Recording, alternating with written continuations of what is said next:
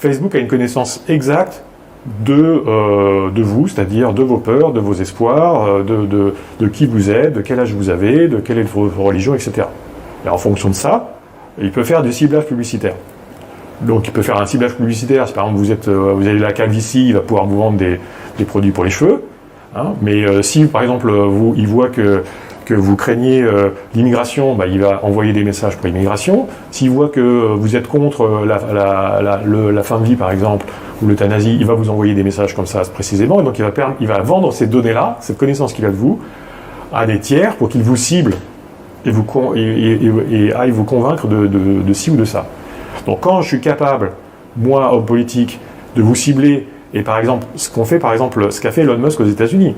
Elon Musk avec X et aussi avec Facebook, ils ont ciblé les pro-palestiniens, ils leur ont envoyé une information comme quoi Harris était pour Israël, et ils ont ciblé les pro-israéliens, ils leur ont envoyé des informations comme quoi Harris était pro-palestinien.